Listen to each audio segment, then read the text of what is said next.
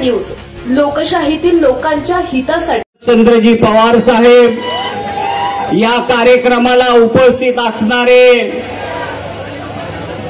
ज्यांना समोरच्या जनतेनं 81,000 निवडून दिलं ते ओमराजे निंबाळकर साहेब,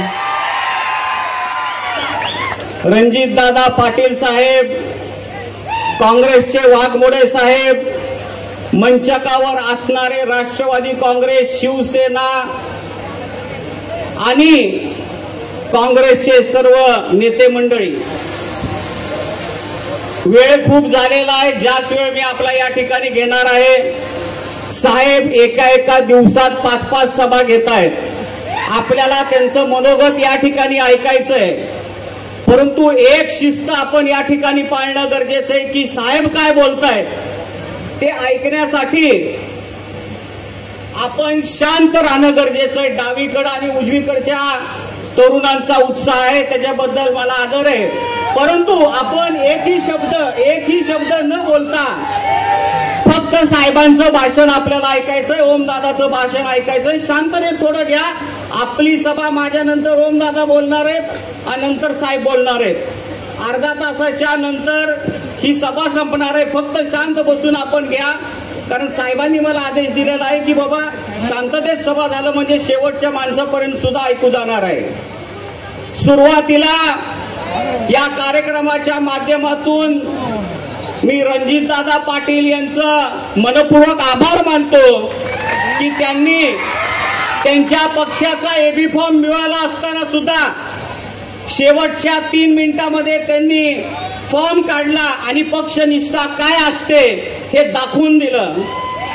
ओमदादांनी आम्हाला त्यांना बोलवलं, भविष्यामध्ये राष्ट्रवादी काँग्रेस, शिवसेना आणि काँग्रेस कशा पद्धतीने वाटचाल करणार ह्याच्याबद्दलची मीटिंग आमची त्या ठिकाणी झाली आणि रणजितदादाला सुद्धा पक्षनिष्ठेबद्दल भविष्यामध्ये त्यांचे नेते मंडळी योग्य तो न्याय दिल्याशिवाय राहणार नाहीत ही खात्री ओमदादांनी या ठिकाणी आपल्याला दिलेली आहे। आपल्या मतदारसंघाचा सर्वात महत्वाचा प्रश्न आहे तो पाण्याचा। मागच्या 15 वर्षाच्या कालावधीमध्ये आदरणीय पवार साहेबांच्या माध्यमातून, माझे वडील कैलासवासी महारुद्र बोटे बाप्पा यांच्या माध्यमातून सीना कोळेगाव धरणाचं भूमिपूजन झालं आणि मी आमदार असताना त्या ठिकाणी जलपूजनाचा कार्यक्रम घेतला।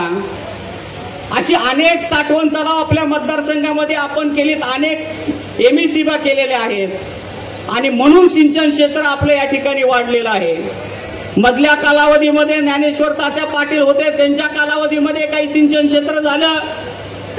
मतदारसंघातल्या सर्व नेत्या मंडळीच्या सहकार्यामुळे सिंचन क्षेत्र आपलं वाढलेलं आहे आणि आज ऊसाचं पेमेंट वर्षाला 500 कोटी रुपये आपल्या मतदारसंघात येतात, ही सिंचनाची आपली कमाल आहे आणि ह्याची सुरुवात आदरणीय पवार साहेबांच्या माध्यमातून झालेली आहे। हा झाला एक टप्पा। दुसरा टप्पा, उजनी धरणातलं पाणी सीना कोळेगाव मध्ये आणण्याचं टेंडर आपण आमदार असताना आपल्या सरकारच्या वेळेस केलेलं होतं, परंतु 20% काम राहिलेलं असताना आपण निवडून दिलेल्या आमदारांनी हे पाणी आपल्या मतदारसंघामध्ये आणलेलं नाही। त्याचा कधी न भरून निघणारा तोटा आपल्या शेतकऱ्यांना या ठिकाणी झालेला आहे। निवडून यायच्या अगोदर इलेक्शन चालू असतानाच त्यांनी सांगितलं हिंगणगावला पाणी आणलं, आलं का हिंगणगावला पाणी? त्यानंतर म्हणाले आसूला पाणी आलं का आसूला पाणी? बोगद्या दाखवायला गेले, म्हणाला उजनीचं पाणी आलं का पाणी उजनीचं? फक्त शेतकऱ्यांची दिशाभूल करण्याचं काम यांनी केलेलं आहे। या ठिकाणी गेल्या वेळेस माझा पराभव झाला, तो स्वीकारला। 5 वर्ष आपण लोकांच्या संपर्कात राहिलो, विरोधी पक्षाचं काम केलं, पीक विमा असेल, दुधाचा दरभाव असेल, ह्याच्याबद्दल आंदोलनं केली आणि आपण लोकांच्या संपर्कात राहिलो। इलेक्शनच्या अगोदर आपण संवाद दौरा सुरू केला। 4 ते महिन्यामध्ये आपण जवळजवळ मतदारसंघाचे 2 राऊंड घेतले आणि अतिशय चांगला प्रतिसाद संवाद दौऱ्याला आपल्याला या ठिकाणी मिळाला। आपलं कॉपी करून तानाजी सावंतने सुद्धा संवाद दौरा सुरू केला। काय झालं संवाद दौऱ्यामध्ये? लोक त्यांना प्रत्येक गावामध्ये गेल्यानंतर विरोध करू लागले. एका शेतकऱ्याला तर ते बोलत असताना, प्रश्न विचारताना एका शेतकऱ्याची अवकात काढण्याचं काम तानाजी सावंतनी केलेलं आहे.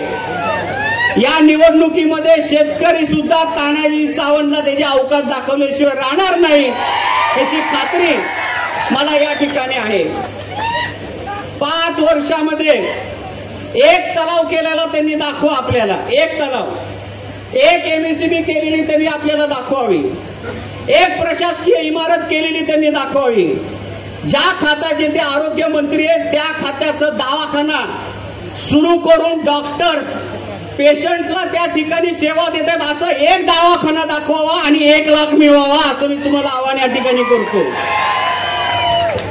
पत्रकारांनी सांगावं, त्यांच्या नेत्यांनी सांगावं, ही जी शाश्वत कामं आहेत, आपण जे पाणी दिलेलं आहे त्याचं भविष्यामध्ये 50-100 वर्षामध्ये त्या पाण्याचा फायदा आपल्या लोकांना होणार आहे. तानाजी सावंतनी काय केलं? इलेक्शन लागल्यावर आता साड्या वाटल्या, साखर वाटली, मुरुम टाकला. या ठिकाणी तानाजी सावंत साखर वाटू शकतो. या ठिकाणी तानाजी सावंत तुम्हाला साखर देऊ शकतो, बचत गटाला पैसे देऊ शकतो, परंतु तानाजी सावंत आपल्या मतदारसंघाला पाणी देऊ शकत नाही. पाणी फक्त राहुल मोठे आणि महाविकास आघाडीच या ठिकाणी आपल्या मतदारसंघाला पाणी देऊ शकते. महाविकास आघाडीमध्ये ओमदादा आहेत, रणजितदादा पाटील आहेत, आदरणीय पवार साहेबांचा आशीर्वाद आहेत. येणाऱ्या काळामध्ये उजनी धरणातलं पाणी 100% आपल्या मतदारसंघामध्ये आणण्याचा शब्द मी तुम्हाला या कार्यक्रमाच्या निमित्तानं देतो. हे करत असताना मराठा आरक्षणाच्या संदर्भात आपण प्रत्येक वेळेस आपली भूमिका घेतली. मी आमदार असताना मराठा समाजाचा प्रश्न अधिवेशनामध्ये मांडला.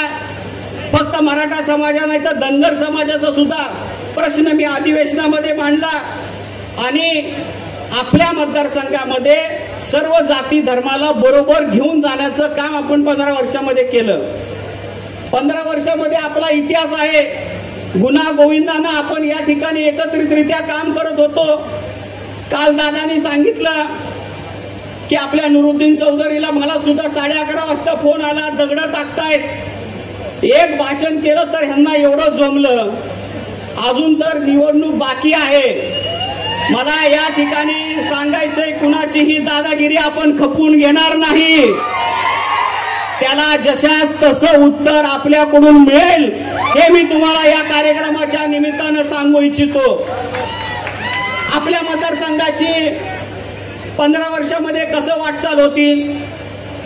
मी आणि तात्या एकमेकाच्या विरोधात उभा होतो, भाषण करायचो. खालच्या लेवलनी आम्ही कधी त्या ठिकाणी एकमेकावर टीका केली नाही. एखाद्या वेळेस आपल्या कार्यकर्त्यामध्ये जर भांडणं लागली तर मी तात्याला फोन करायचो की ही भांडणं मिटवून घ्या. ताता आम्हाला म्हणायचे की तुम्ही तुमच्या कार्यकर्त्याला सांभाळा आणि मतदार संघाची संस्कृती आपण जोपासली. आता काय होतंय? दहशतीचं वातावरण, गोळीबार व्हायला लागले मतदारसंघामध्ये, होत आहेत का नाहीत? आपला पूर्वीचा शांततेत असणारा मतदारसंघ आपल्याला पाहिजे का? आणि मग पाहिजे असेल तर महाविकास आघाडीच्या मागणं आपण या ठिकाणी उभा राहणं गरजेचं आहे. तिथल्या परांडा शहरातल्या व्यापाऱ्यांना मला सांगायचंय, दुकानदारांना सांगायचंय की आपल्या मतदारसंघामध्ये पाणी आलं म्हणून आज परांडामध्ये व्यापार वाढला. तिथल्या परांडा शहरातल्या जमिनीचे रेट पुण्याच्या बाहेरच्या एरियातल्या आउटस्कर्टच्या रेटच्या बरोबरीने आपले रेट झालेले आहेत आणि ही प्रगती आपण या ठिकाणी केलेली आहे. आपल्या काळामध्ये दादागिरी नव्हती, गोळीबार नव्हता, दहशत नव्हता.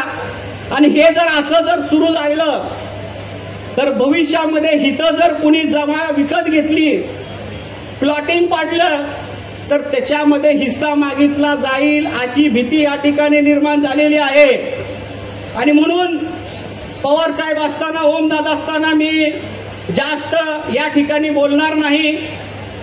आपली ही लढाई आपल्याला लढायची आहे आणि ही लढाई कुणाच्या विरोधात आहे आपली?